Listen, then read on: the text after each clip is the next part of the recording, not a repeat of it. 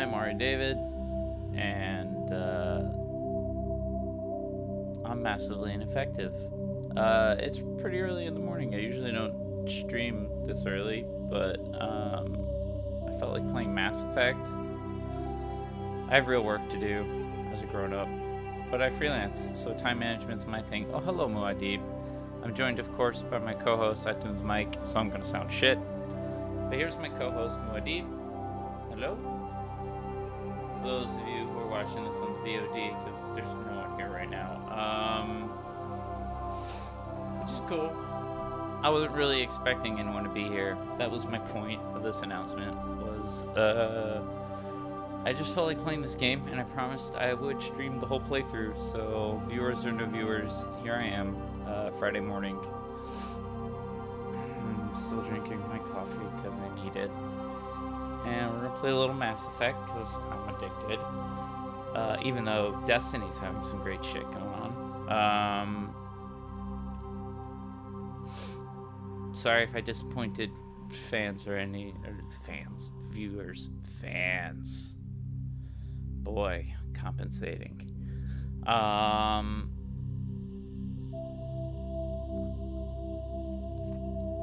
streamed Mass Effect like twice yesterday. I played like 5 hours. I'm burning through the first game. I'm playing Paragon, I'm playing a Vanguard, which is like Biotics Combat, and I picked like all the traumatic background stuff. So he's like a colonist where his whole colony was attacked and murdered by slavers, and he also was the sole survivor of this horrific military blunder where we got attacked by like a dune sandworm, the equivalent of in Mass Effect. They're called Thresher Maws. They suck. So yeah, I'm on super early because I got the Jones. I don't want to play the game, and like I said, I promised this whole playthrough would be streamed. I do have to make one bit of housekeeping notage. I've been really good about backing everything up to YouTube until very recently. I have some slightly bad news.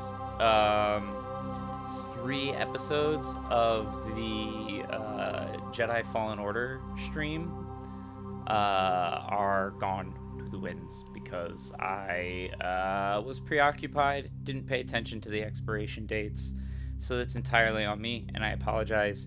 It's not the finale. Basically, there are 12 episodes. There are 11 episodes of.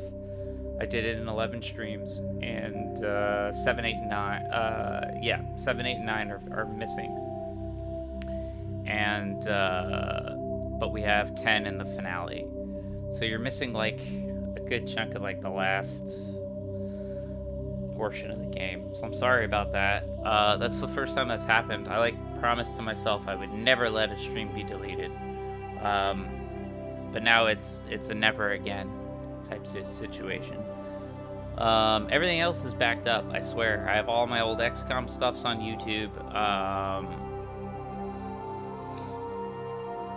I have and my YouTube channel is The Amazing Ari. I don't know if you can tell from my chyrons below, but my Twitter handle's The Amazing Ari.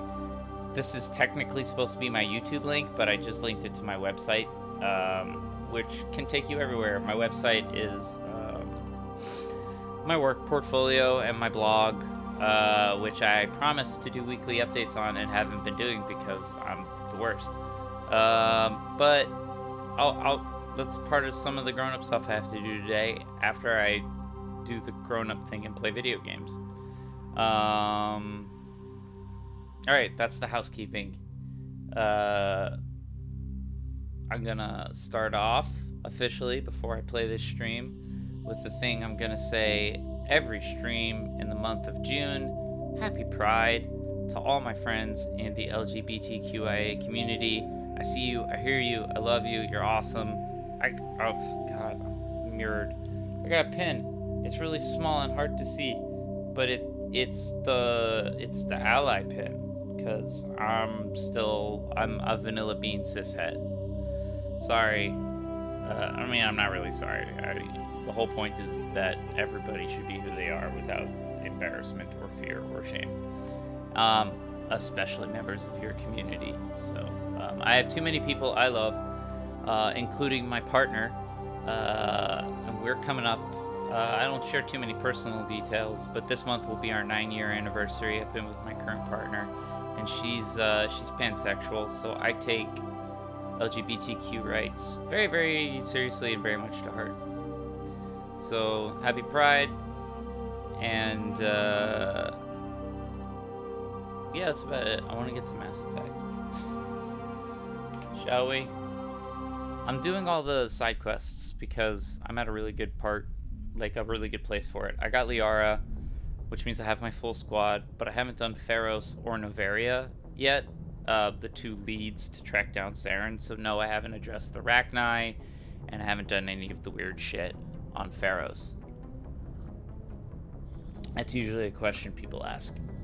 And this is all just for the VOD.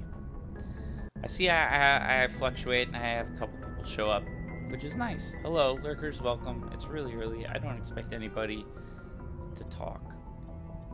I'm gonna delete more saves. I have too many saves here.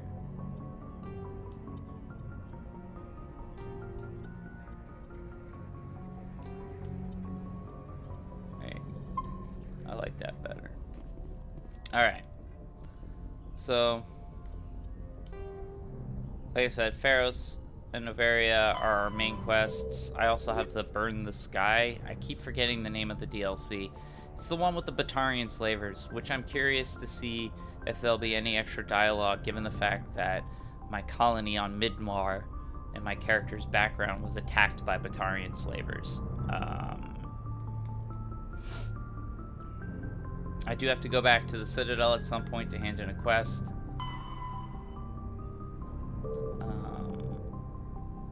But I'm just doing all these side quests right now, which is, it's actually going pretty well. We're blitzing right along. We're going right through. So, last session I said I would leave myself off on a completely new galaxy, so I haven't explored anything here yet. And I like going from the outside rings in. Usually I read lore, but there's too much planet stuff in this. They do a great job, but like if I was gonna read every orbital period, radius, day length, atmospheric pressure, surface temperature, and surface gravity, we'd never play the fucking game. They did a great job making this feel fully fleshed out. So if I see something interesting here, I'll bring it up. We got lithium here. Huzzah! That was like an icy planet. This is a gas giant.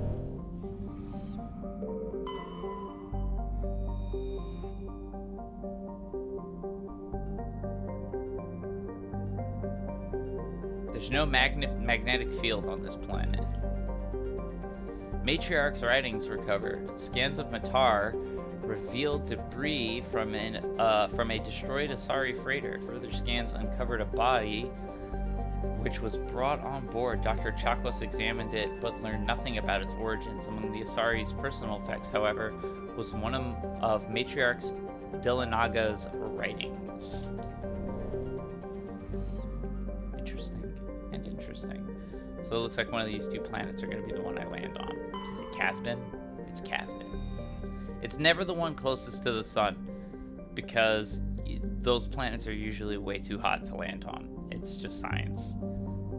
Casbin is a classic pre-garden terrestrial world, with its conditions similar to those on Earth millions of years ago.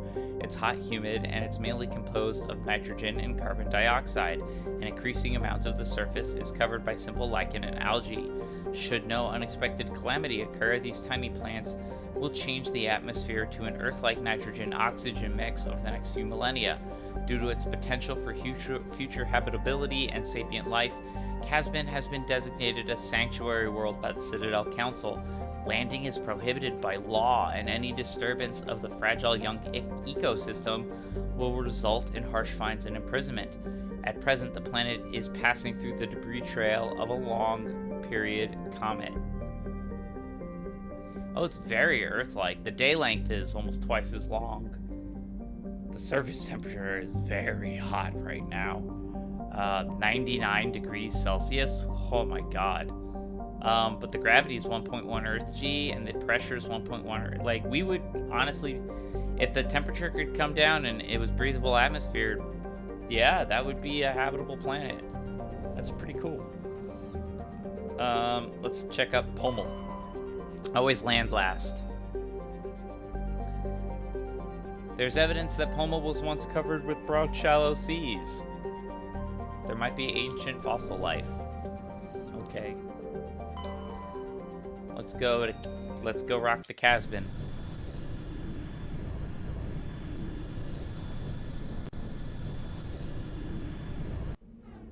I love my girl Yara, but I do want to take Rex this time because I like Rex.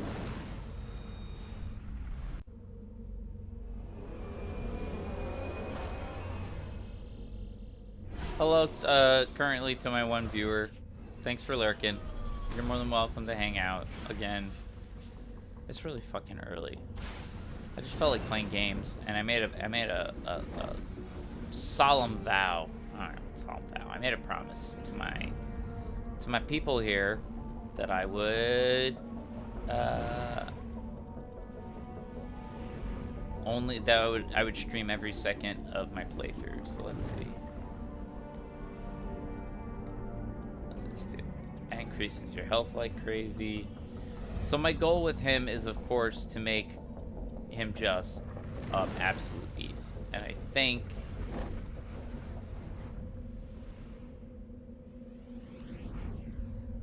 we're gonna max out. We're gonna max out combat armor.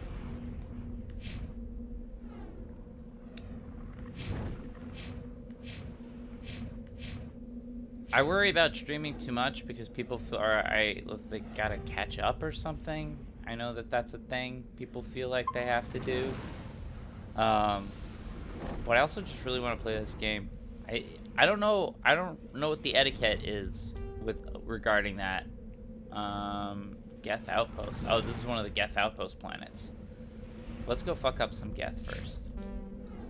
I won't feel comfortable exploring until I know I've fucked up these clearly one-sided bad guys that will never be explored and given depth in any capacity. Much like Cerberus, the company we dealt with, the rogue faction of the Alliance military. They're not important. They're not going to come back, even though they murdered an admiral and are conducting weird... They're like the Section 31. You know Star Trek?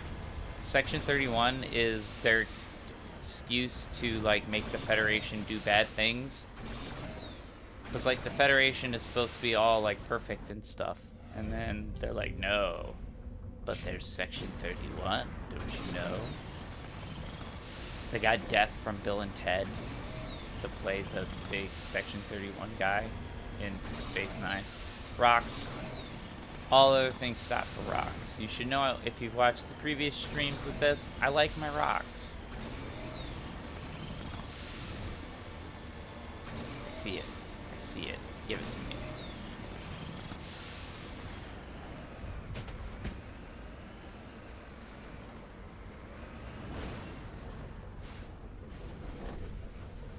Alright, gold. Gold. Yes, that was me vaguely attempting to do an Austin Powers reference, which I bring shame to my ancestors. It's not what they wandered 40 years through the desert to survive. I get that, Dave. It could feel fantasy, but you gotta keep in mind that the only difference between magic and science is understanding. So, yeah, the Bajorans worshipped these wormhole entities as gods, but these were, I don't know, fifth-dimensional beings. They were, or at least fourth-dimensional. They could see through time. I don't know if they could see through reality.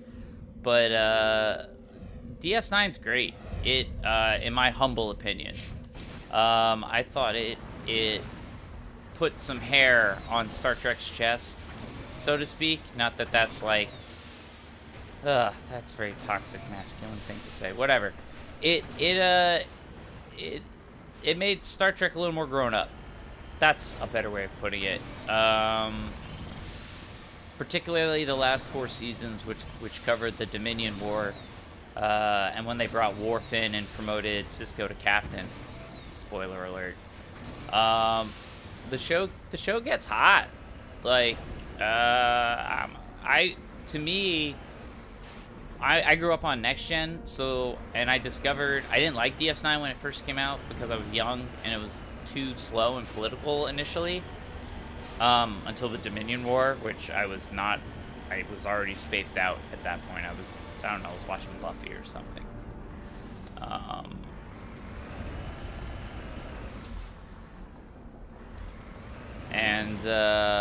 I don't know. I find it's now, like, for me, it's like the perfect 1-2 punch. I watch Next Gen and then I watch DS9, and I feel like I get a very comprehensive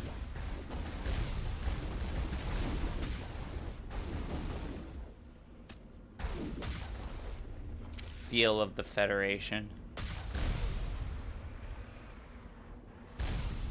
But I also understand you, Dave. You know, again, my opinion with media, fandom is scary. People forget that the word fan is a shortening of fanatic.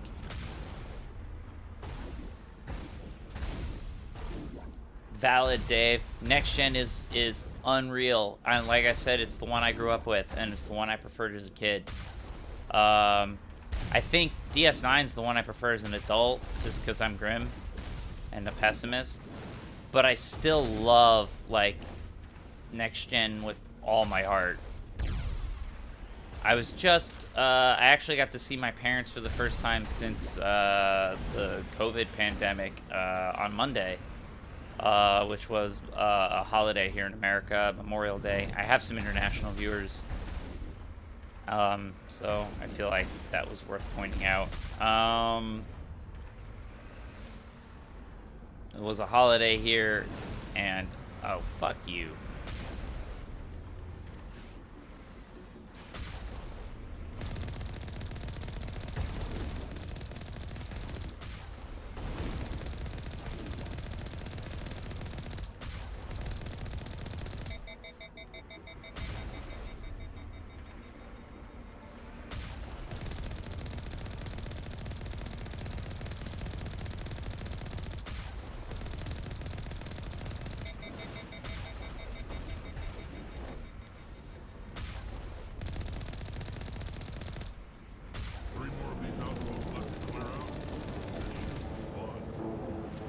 And that, ladies and gentlemen, is why I bring Erd Not Rex with you everywhere.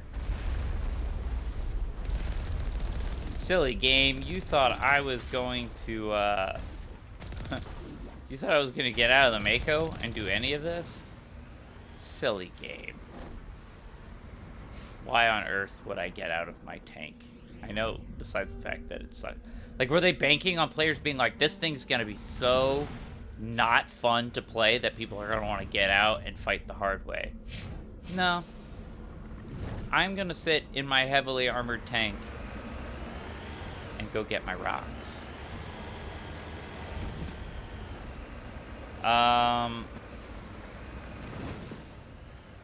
Next Gen is fucking rad, though.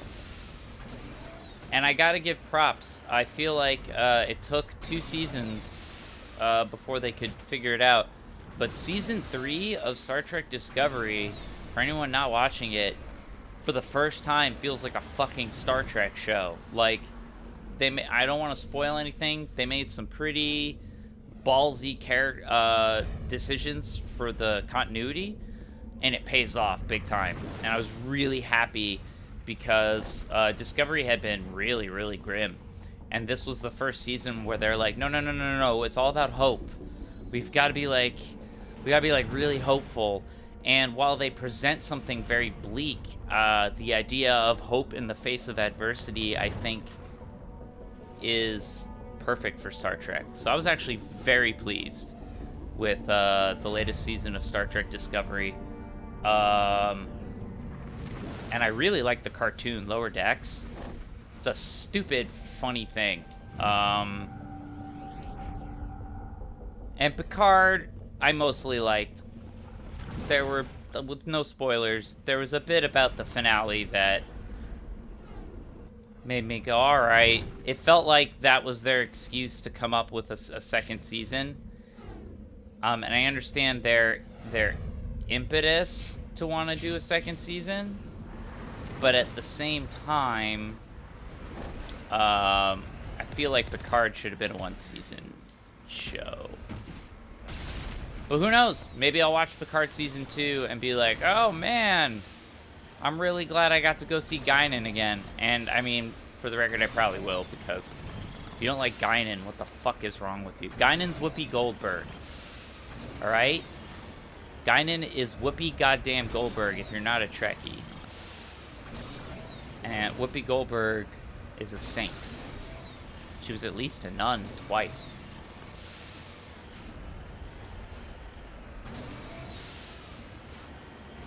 But, she played Guinan, who was the bartender in Star Trek, and she was like this practically immortal alien who looked human,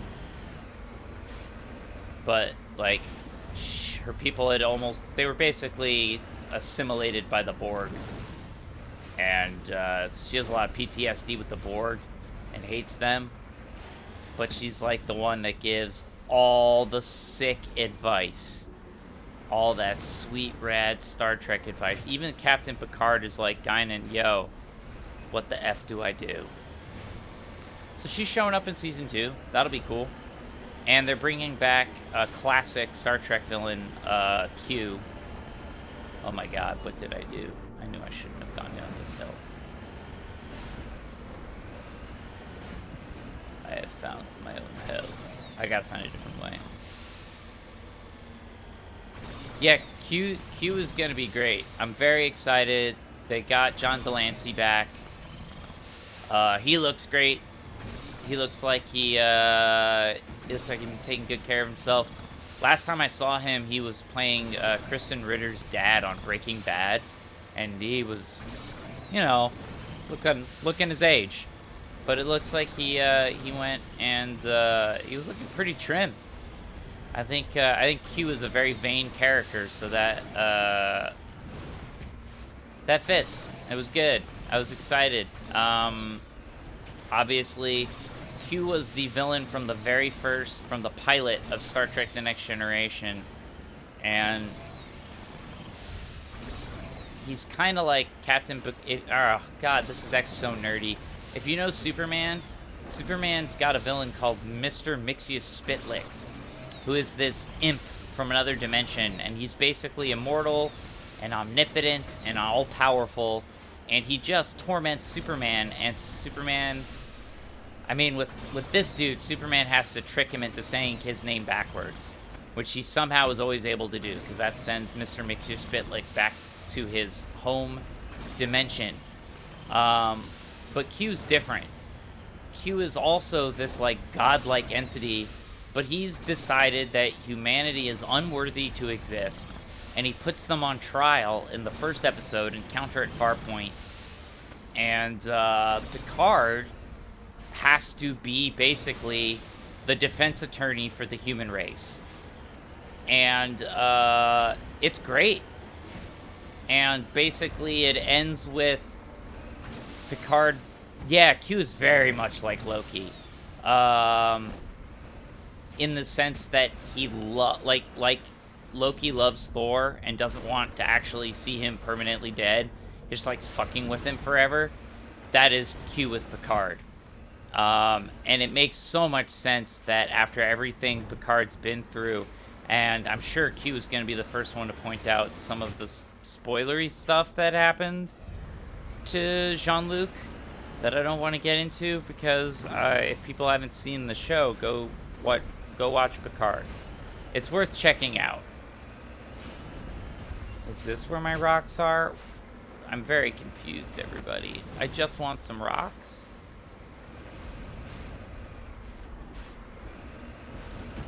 They're telling me I have rocks.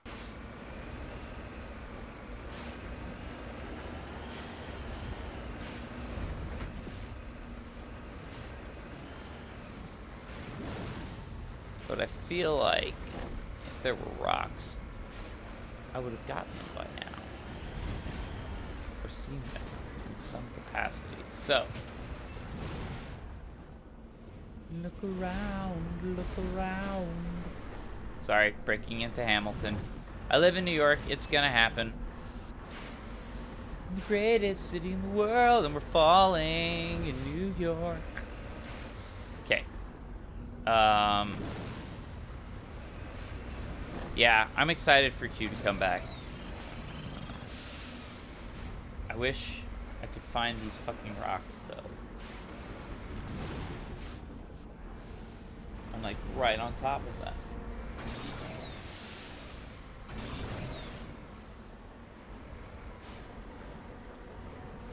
But I see nothing. And if I go down, make those parts. Map. Ugh, I can't even see the rocks while I'm here.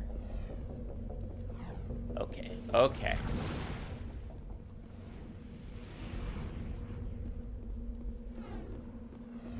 No, but I want to now.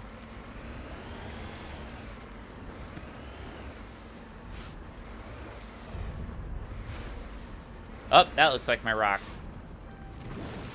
That looks like my rock. Found my rock, everyone. I needed that Samarium. It was really important. I'll look it up. That actually sounds great. You'll Be Back is one of my favorite songs. I love that actor, Jonathan Groff. He was in Mindhunters on Netflix, which is a really fucking cool show if you haven't seen. Let's get moving. And I had watched that. So my Hamilton story, I've told this before. Look, like, I live in New York. So the joke is that Hamilton was impossible to get tickets to, that nobody got to see it. I lived in New York and I played the Hamilton lottery for the entirety of its run. I never got to see it. And I'm one of these weird people that likes, like, to give context, my partner's a theater person, whereas I have a film background. So she listened to the soundtrack immediately and kept raving for years, being like, you gotta go listen to it, you'll love it, it'll be everything you like. Oh my god, I can't, why aren't you doing it? I was like, because I want to see the play. It's a musical, it's not a music album. Like, it's part of a story, and I like stories. So I want to see it. I want to see it with the whole production. So when, just like the rest of the world, the first time I saw Hamilton was when Disney Plus put it out. And that's the only way I've seen it. But once they did, yeah, then it got in my head, and I was like, oh, well, fuck you. And also, I love you, Lin-Manuel Miranda.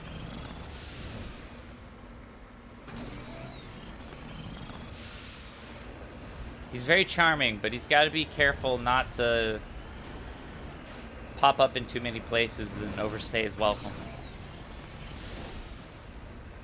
You know, he could be a James Corden, who I just find annoying now.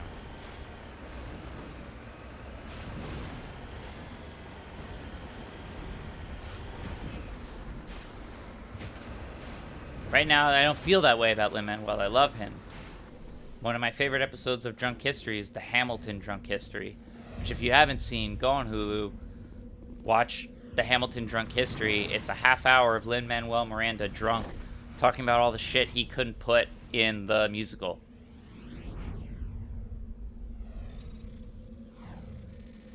That's cool. I'm excited for In the Heights, his first musical. They're making the movie of that's coming out. And it's got one of the original cast members from Hamilton in the lead, which is really good. I really like that guy. I forget his name, which is unfortunate, but he's very, very, very talented. So I'm excited for that. We actually have a couple of good musicals coming out. I don't talk about musicals that much. I'm usually talking about like sci-fi nerdy stuff, but I am like a legit cinephile. I do have an art degree in film and all that crap, so I like musicals. In the Heights has me excited, but what has me super jazzed is Spielberg's doing an adaptation of West Side Story, and that's been like a dream of his entire career. Look up the trailer online for his version of West Side Story. You get goosebumps. Ugh, I'm ready. I'm so ready for Spielberg's West Side Story. Also check out In the Heights, because it's cool. Ooh, we got an ID tag from Captain Thane. There's no identification why it was hidden here or who buried it in the first place. Okay. That is odd. That was anomalous. Sound of Music is completely sci-fi. Sound of Music has one too many Nazis in it for me. I mean, the only Nazi musical I'm into is Springtime for Hitler. Yeah. Yeah, they're using all the Bernstein music. That's Spielberg grew up on that original film adaptation. So for him, it's a love letter, and it's meant to update it and reintroduce it to like millennials and Gen Z. That's his goal. Spielberg is in his he's you know, he's an old guy now. So he's in his nostalgia phase, and I feel like what we're going to get for the rest of his career, and he's given us so much, but we're going to get him trying to capture the things he loves before they're gone. And West Side Story was a dream for him. He's talked about it, I mean, forever. You can find so many interviews where he's like, oh yeah, I've always wanted to do a musical. Like, people always ask Spielberg, because he does all these big blockbusters. So they're like, what would you really want to do? He's like, I've always wanted to do a musical. And they're like, if you wanted to do a musical, what would you do? Without pause, West Side Story. He would say every time. And for those of you who don't know, West Side Story is a Broadway musical adaptation of Romeo and Juliet set in Spanish Harlem, where instead of noble houses, it's street gangs. And in the 50s. So it's like greaser street gangs. And so, I'm having chills thinking about it. I saw a stage production when I was a kid.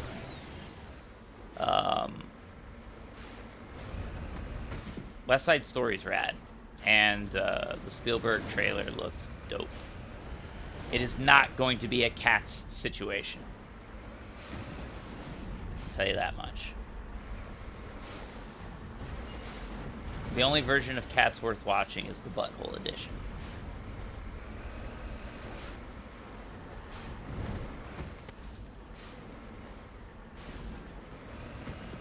Thank you. Is the Debris down? Before I fall to my death. Well, we're committing.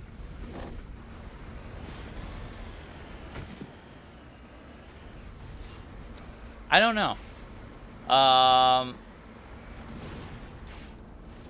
That would make sense. I'll tell you something. So the stereotype of Jews in the media, yes, that is a real thing. I can tell you the history behind it. The history was film was seen as a fad when it first came out, and all the white male Christian Gentile investors scoffed at it, and the only people that had a little money to invest in film were Jews. Because again, Christianity was against usury and didn't like banking, so Jews became, the reason we became bankers was because Christianity outlawed it. And so Jews got into media, but which is why there's a lot of us there. And Mark Maron, a stand-up comedian, made a really great joke about it. He said, the reason we stay in entertainment is if we keep you laughing, if we keep you smiling, maybe you won't kill us. Maybe you'll forget about killing us for a while.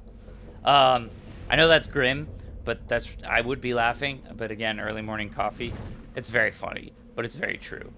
And one of the things Jews do when we enter the industry is, some of us, Spielberg's not one of them, but some of us, it's called, geez, this is how tired I am in the morning. Assimilated, there you go. It's called being an assimilated Jew. I'm even doing it with Ari David. David's my middle name. It's not my legal last name. My legal last name is really Jewy and distracting. Jon Stewart does it. Stewart's his middle name. His last name's Leibowitz.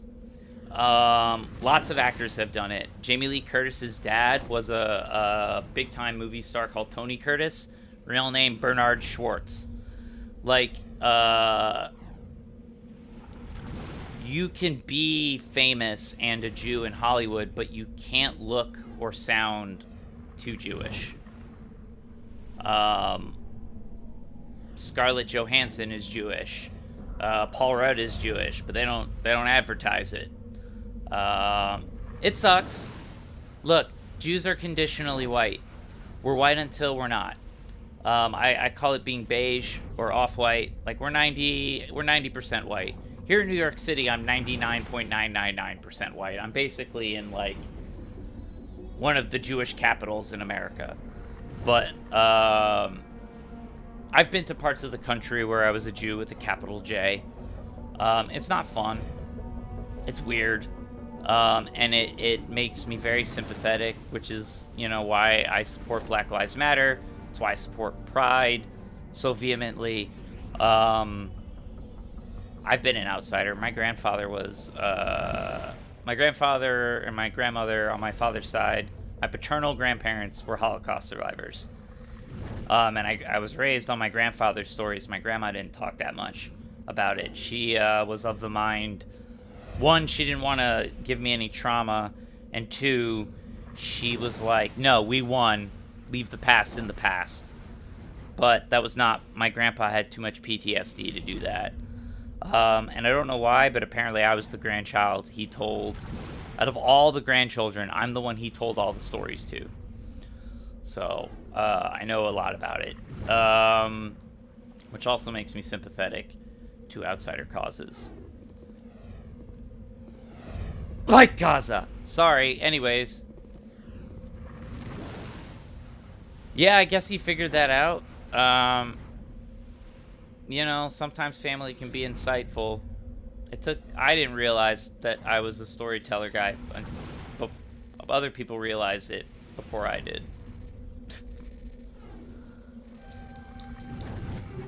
There was apparently a family friend. This is a real story. He was a psychologist, and he was a good dude. And I was like 3 years old, running around, and I don't know what I was doing or saying, but my parents and their friends with him were watching all the kids play, and they were all like, man, or he said, man, if there's any place I would like to take a vacation, it's inside Ari's head. Because that kid's on another planet. And, so I guess he realized it first, before anybody. Props to Aaron. Rest in peace. He unfortunately passed. He's a very good guy.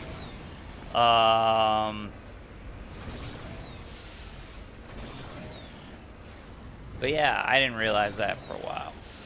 But I do like telling stories.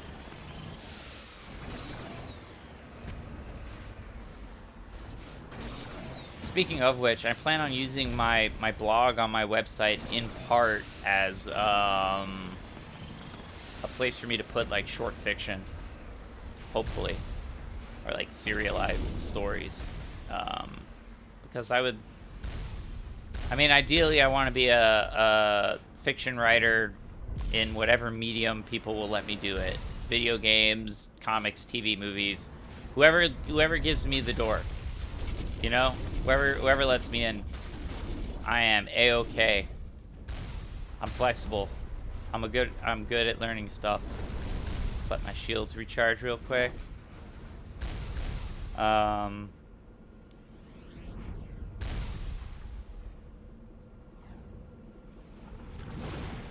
all you gotta do is be a little patient, and this is not hard at all.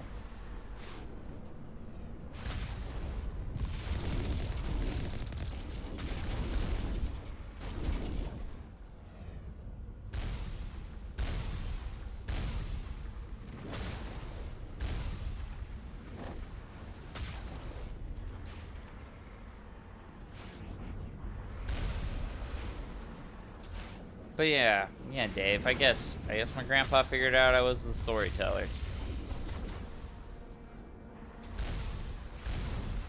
You can watch some of my other streams. Occasionally I share stories. I'm not particularly in the mood of getting that heavy right now. All I'm gonna say is both my grandparents, even though my grandmother didn't talk, I do know what she went through. I was able to figure it out. They are very strong people, and I owe them my very existence. So,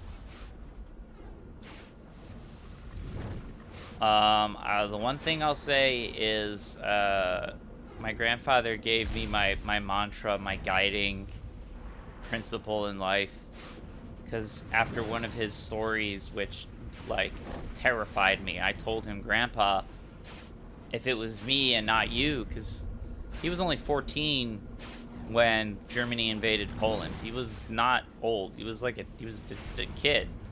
And I said, like, if we were reversed, I wouldn't have made it. And my grandpa just very calmly and frankly said, no one knows what they're capable of until they're pushed. And left it at that. He didn't tell me I would have made it. But he says, you don't know that. You don't know that. You don't know that until you're pushed. And that has been a very handy words when I doubt myself or so forth. Yay, leveling up. I like leveling up. He was a good dude. Old Grandpa Joe. He was a wise guy. And he was a wise guy. He and I had fun. He was a good grandpa. He passed a couple of years ago. He lived. He gave the ultimate middle finger to Hitler. He lived for like. He was in his mid-90s. The Geth Array is transmitting regular data bursts from an encrypted channel using the Alliance's old FTL comm buoys. It's not clear where the data is being directed, nor the content of the signal. Unfortunately, he developed dementia in the last few years, but he was still sharp enough when I entered film school to be really, really unreasonably excited that I was making movies. It was very cute. Got comms, engine debris, mummified Solarian, Geth outpost. Okay, I think we did it. It was very funny. He was a cute grandpa. He started watching, like, PBS specials on old Hollywood and giving me advice. Like, career advice. Like, this is how you make it in the big leagues, son. Like, you were a tailor. You can barely speak English. Ugh, I love you. You're adorable, but you're ridiculous. Let's make my shotguns better. I'm using them more. I'm now tough. I'm as tough as I'm gonna get, basically. I've got to Spectre training is probably now what I'm gonna pour points into so that I can res and properly be the tank so that I can use whoever I want and not worry about other people. Which means I probably won't be using Rex much anymore, which is fine. But Rex was very handy early on. We love you, Rex. Let's work on upping warp. Why not? You're a biotic. I haven't been really doing much of your biotic stuff. Talizor and Haraya. Get Carnage.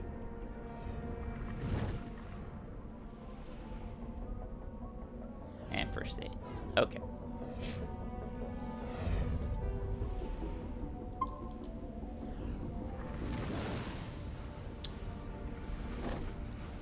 Cool.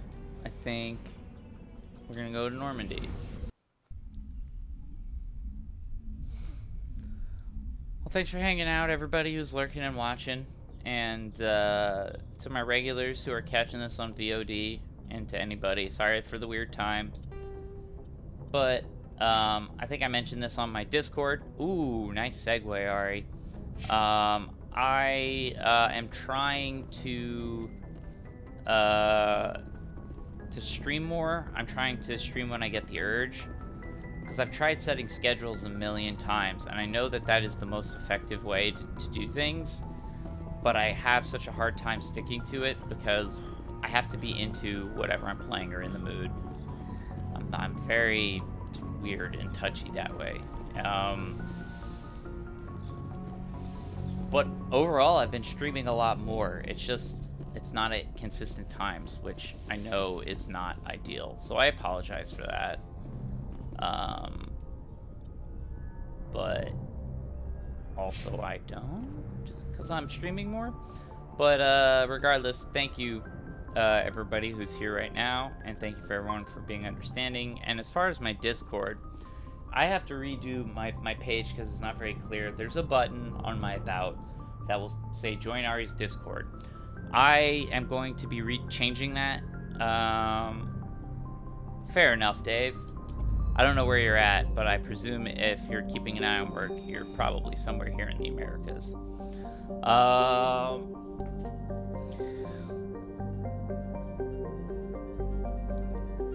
Sorry, excuse me. Stretching. But I forgot where I was gonna go. Regardless, you people are cool. Thanks for watching me play. Thanks for watching me play stuff. Oh, I was talking about my Discord. It is actually my Patreon. You get access to my Discord by supporting me through Patreon. So I'm gonna change it to a Patreon link and say help support me through Patreon and gain access to my Discord. What you also get is early access to the writing that I'm talking about, which I have 1000% intention of. So the goal is, if you're on my Discord, which you just get for supporting me on Patreon, first off, we can chat all the time. I do polls there. We help plan. Sometimes I do watch parties. We plan watch parties there. I let my the people on my Discord help me pick emotes whenever we unlock new emotes, and it's a chance to keep the cool conversations we have here going. We have a book club. We have all sorts of good stuff there. We share pet pictures. It's, you know, it's a Discord server. It's nice. I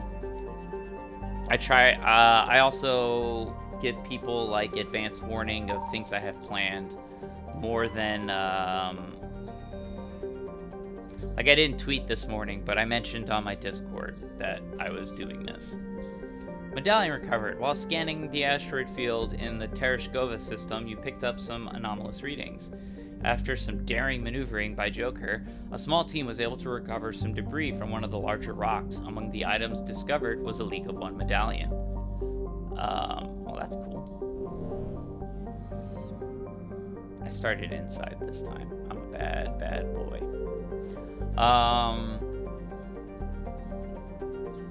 So yeah, I would appreciate it, because you'd be helping me out, but also, I am trying to actively grow the community. I didn't tweet today, in part because it's the morning, and in part because I was going through my feed and realizing that just like, oh my god, I've become a spam bot of, hey, I'm streaming now, and that's boring. So I'm taking a break from announcing my streams on Twitch, which is, again, bad strategy. But I want to talk a little more and be funny on Twitch on Twitter for a hot second before I get back to announcing everything. Won't stop Twitch streaming. Embry, what's up? One of my new regulars. Antibar is a cold terrestrial world. Well, I already found the land world. With an atmosphere of methane and argon, its frozen surface is mainly composed of iron with deposits of magnesium. The world has been noted as a possible target for long-term terraforming. If the atmosphere could be increased to the thickness of Earth's, the global average temperature would rise by 10 degrees Celsius. Well, good luck on your job interview. That's fine. Welcome. Hang out for as long as you want to hang out. Lurk, talk, whatever. Good luck on your job interview. That's great news.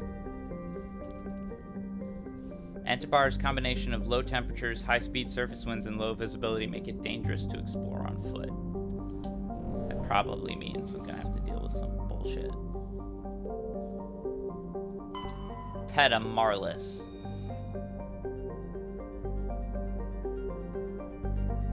It's a planet. I found iridium. Sometimes there's like a cool story behind the planet, and then other times they're just sharing science facts, which are fascinating. You can pause the stream and read them. I have, at Uber Bunny's suggestion, moved the camera for Mass Effect. Fancy, I know. It's not where I do it.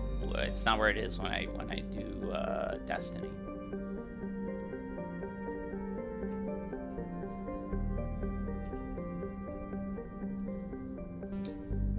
This planet's a planet. It's the juice. Or the Geis. While scanning this planet, you detected a large deposit of mercury. Cool. Mercury. Sol Marlon. This is a helium gas giant.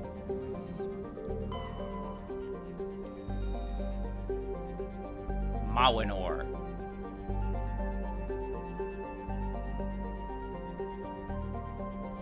This planet is slowly drifting out of the solar system. Alright, Antibar, let's go.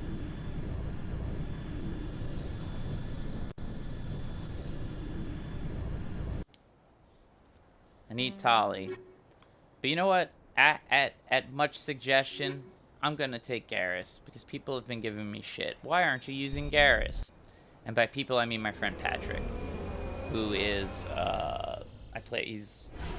we're in a Destiny clan together, we were roommates, we're friends in real life, and whenever he shows up on the stream, he comes here to troll me, and I become very hostile very, very quickly. I'm usually a pretty chill dude, and then Pat shows up, and I'm just obscenities and aggressiveness.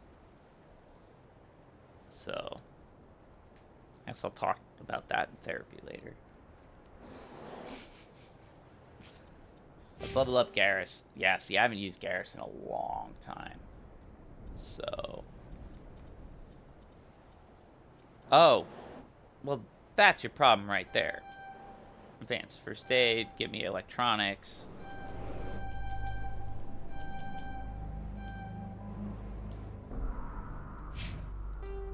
So now Garrus can replace Tali now. Because he can decrypt and hack. Alright. There you go. Party change up. You use Tali initially because Tali has access to decryption and electronics right away. But Garrus has to unlock it. Okay. I don't care about damping. What's Turian Agent?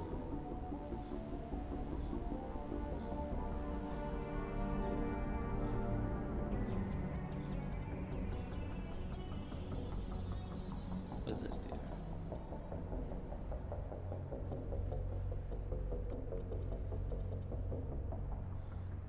Oh, well, that. We'll do Turian Agent. Cool. Well, now that's redundant, but good to know. So now Garrus is my boy. Garrus is more combat ready.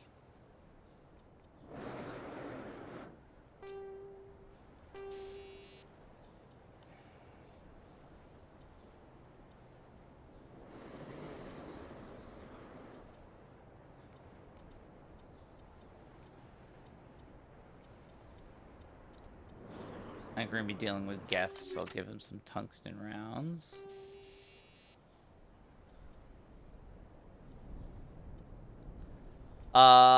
Not that I know of, not yet. It is getting imminent. I can tell you that much.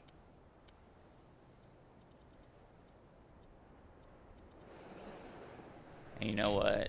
I am going to take a worse sniper rifle because Garrus really does deserve the best sniper rifle in the game.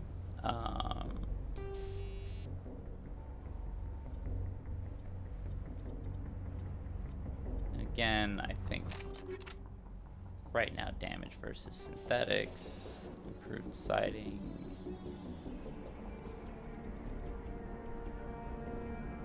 We'll stick with that for the time being. I bought you some good armor. But what can we give you that's better?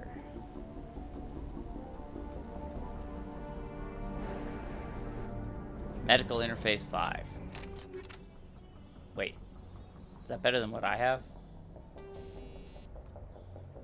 Take that for a moment. Sorry, I have to have the best. No. I have medical interface 5. Great.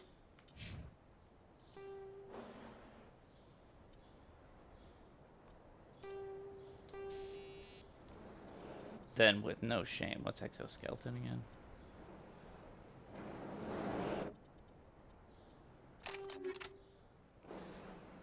I'll tell you what though, I have been talking to Ari Rubin. Occasionally I've been showing up on his silly show. Well, yes, clearly he's going to get that.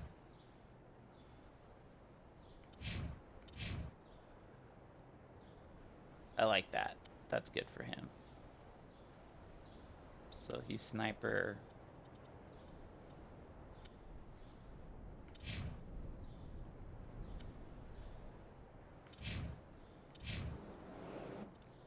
He doesn't use pistols. He doesn't use pistols, so hold on.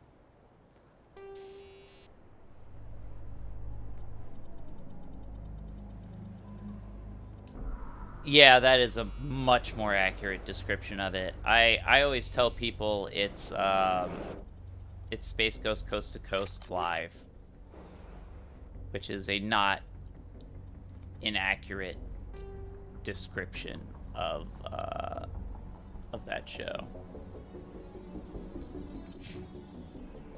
Oh, Tali, you need a better shotgun, but also, oh, Tali, yeah, I'm just gonna give you. Wait. Is that better than what I have? What do I have? No. You deserve that, Tali. You're a shotgun lady.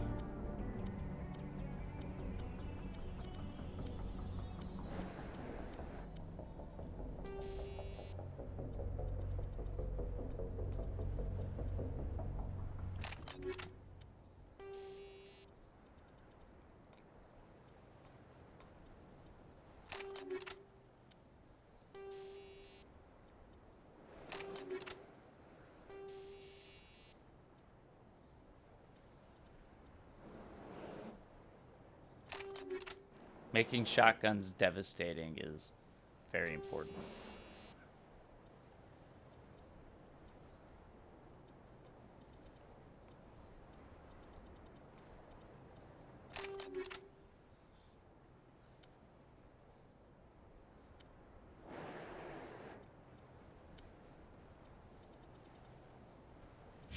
Great. And me.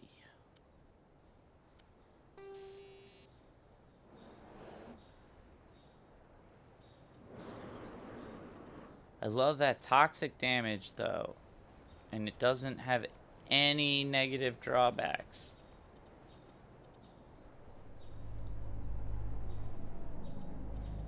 We're gonna stick with that. But I am gonna take a combat scanner 5.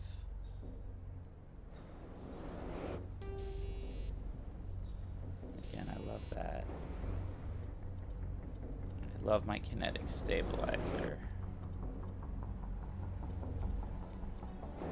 gonna stick with it.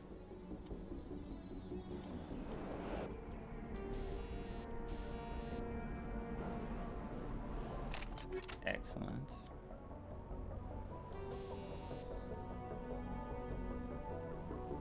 Sure.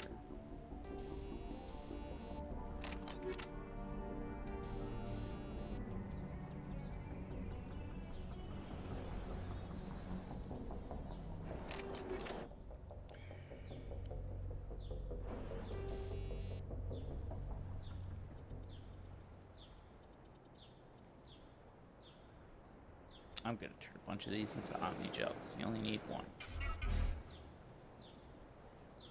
No, hold on. Let's mark all the ones that are junk. Why can't I?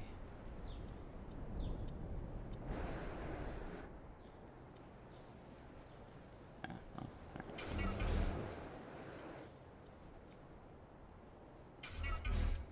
Good morning, Redbeard.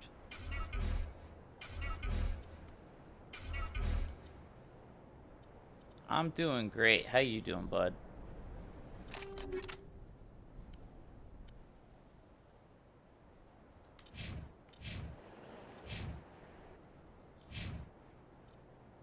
All right.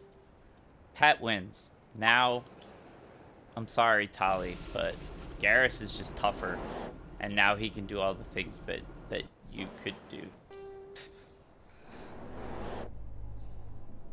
Anomaly, Geth Outpost, Deborah's. Yes, I'm going to continue to mispronounce debris because it amuses me.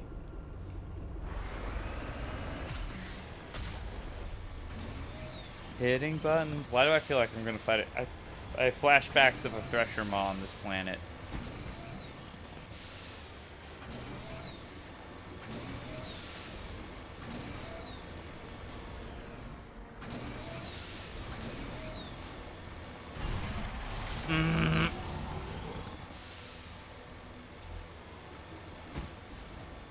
Why must I be the screen door on my own submarine?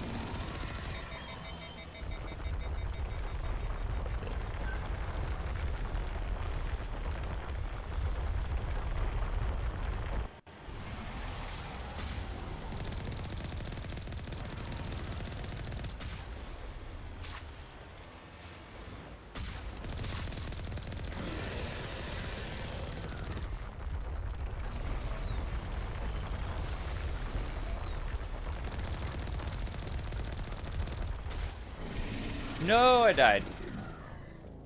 If it gets up beneath you once. Just once. Please tell me I saved after doing all of that gear.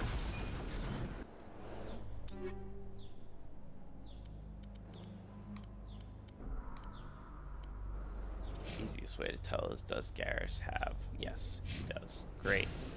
Then I don't care. Yeah, if the Thresher Maw gets underneath you at all, insta-death.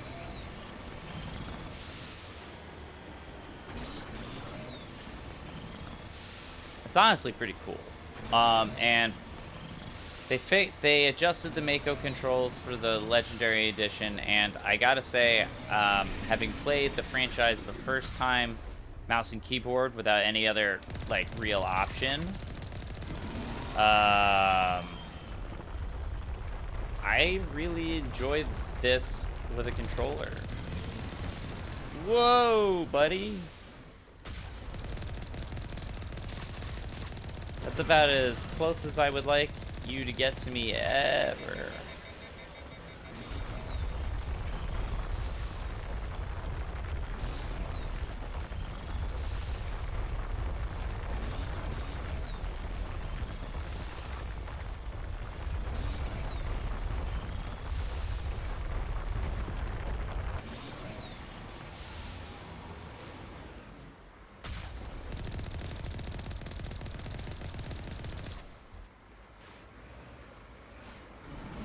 There are some games I prefer it for. Believe it or not, Destiny is an experience I vastly prefer with mouse and keyboard. In general, I find first-person shooters more fun, and if the game is third-person in perspective, I tend to enjoy controllers. That just seems to be...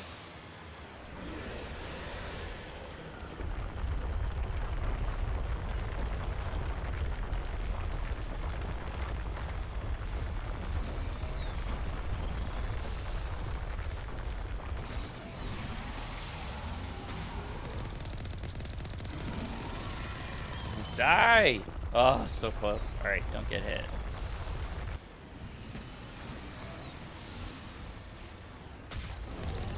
Got him.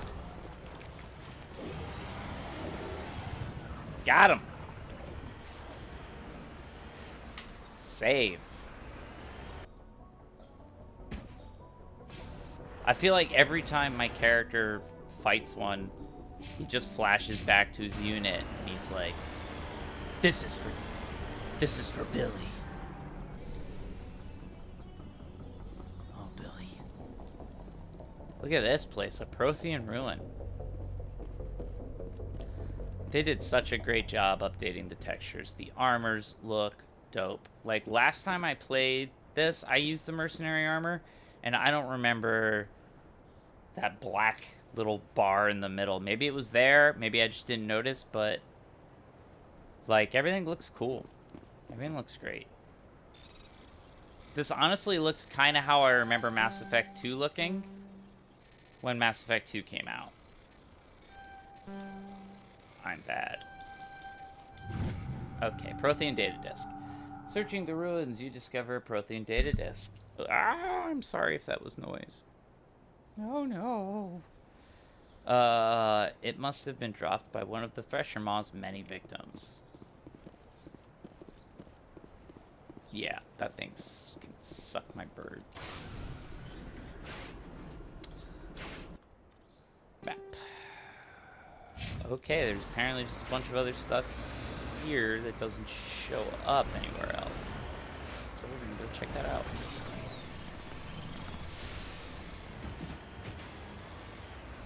Oh, well, that on my way is pleasant. The vehicle and human corpses show the telltale signs of Geth weapon fire. The Geth have been mangled by the Thresher Maw. At least they got what was coming to them.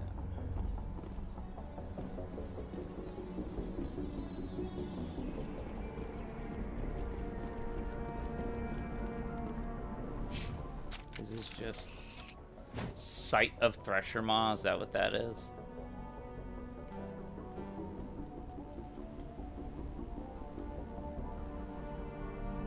Battle remains. Okay. I think we're done here. Let's go back. Let's go back to the Mako. And by done here, I mean just done with this part of the map. Let's head to the Debras.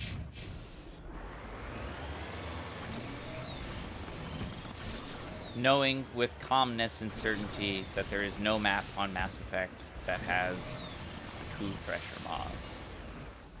Because even BioWare knows that's a mistake.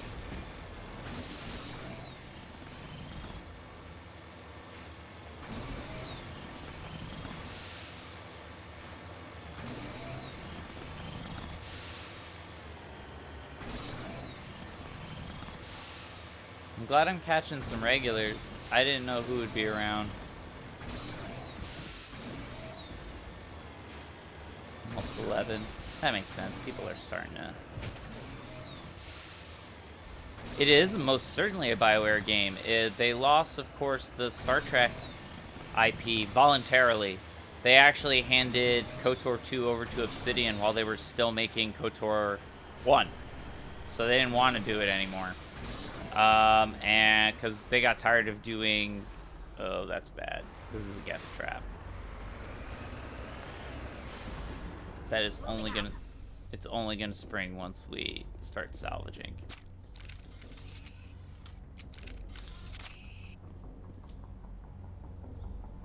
Oh, hold on.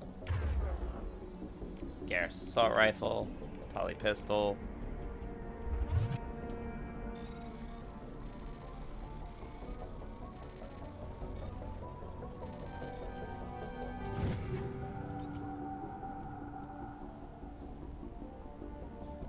Why was our shit jammed? Oh, because we're by a Geth outpost. That's why. Map.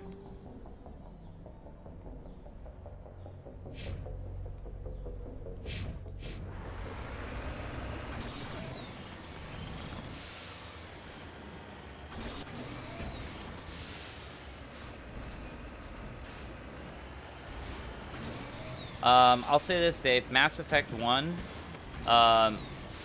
is very important to play because it really does explain a lot of what's happening and set the stakes, and you'll appreciate some of the things that happen in Mass Effect 2, I think, a bit more. But control-wise and gameplay-wise, the first game is vastly different from the second two games, and the second two games are better.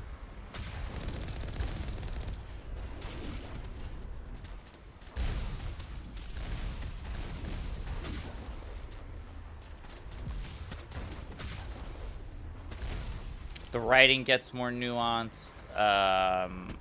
Like in this, they're still very much on the KOTOR good guy, bad guy. And they have their own version of it called Paragon and Renegade.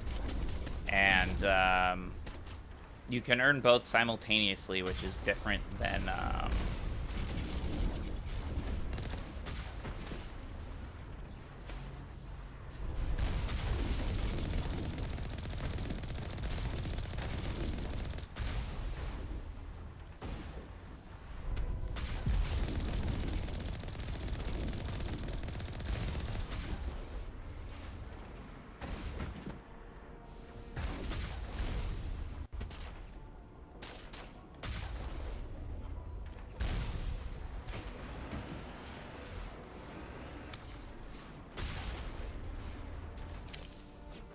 Who's shooting at me?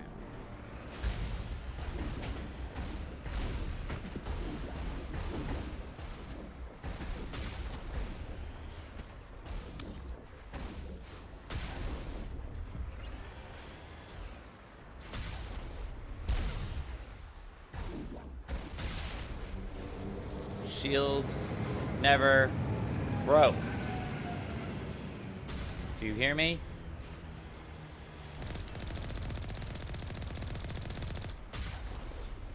My shields never broke.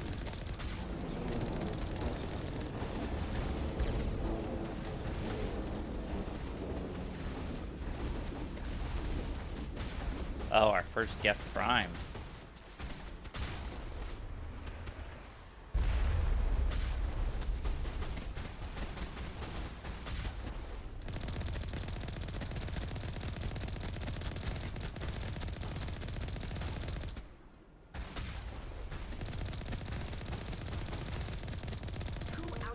Done.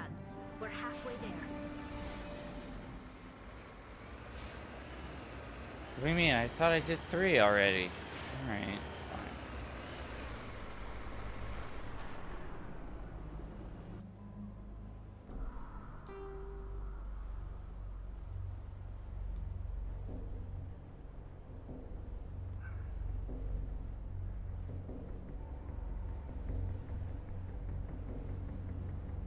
I think that's it for this planet.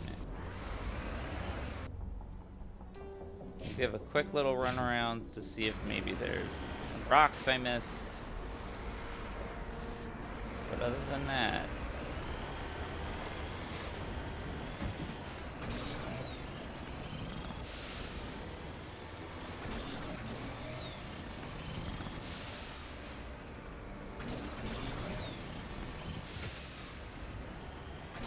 doesn't really look like it, though.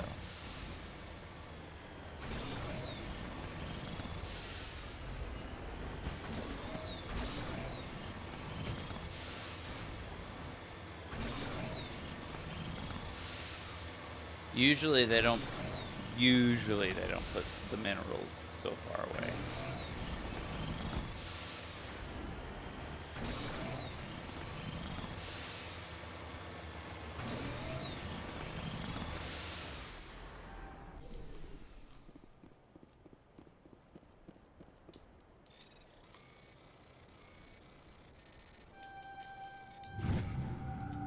They got magnesium. Yay.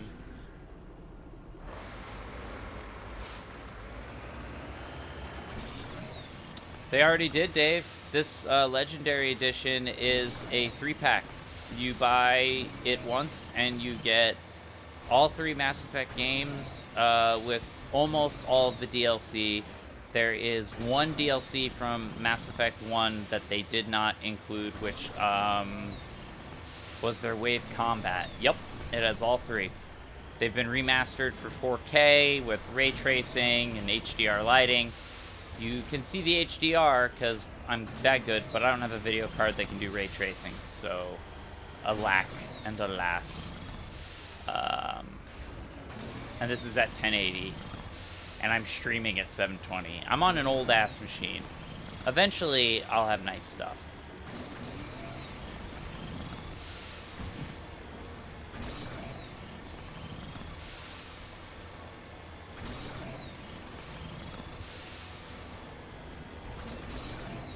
Alright, I think we're done here. I think that was the rocks. That makes sense. Yeah. Let's go back to Normandy. Good job, team. Good job. Good job. So, sorry, Tali. You are now kind of retired because Garrus can now do everything that I needed you for. Which means I can take Garrus and Liara out all the time, which is great. Alright, so we've done all of these. And it looks like all we have left in the Armstrong Nebula is Gagarin.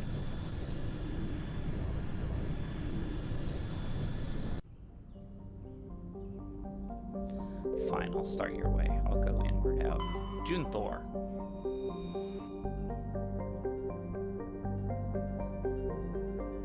There are ancient spacefaring race ruins here. They translated them, and the ruins say, "Walk among these works and know our greatness." Crude scratches on the base of the reverse side said, "Monsters from the id." Hydrate. No one's watered me yet. People haven't been using those as much. They've been saving up the points, I think, for noms. I think they're more concerned about Dib getting treats.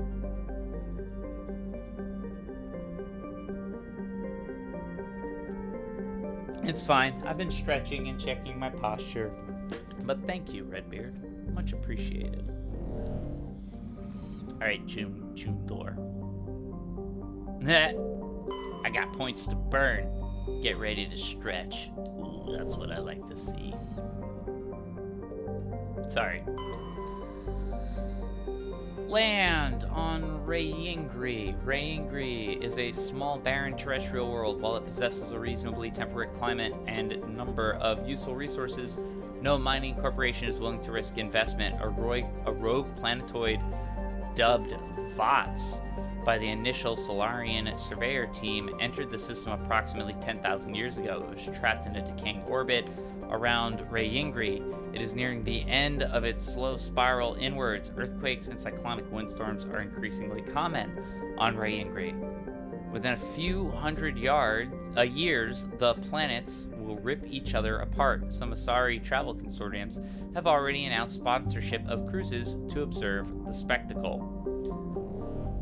Yay, space capitalism is just as gross as real ones.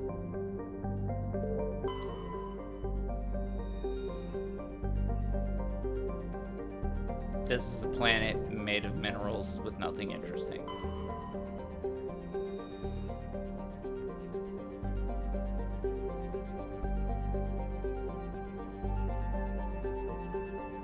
Pirates used to be here. I found cobalt. Not June Thor. Rayingri. I gotta take a quick bio break, so before we go land and do this next part, I will attend to the flesh.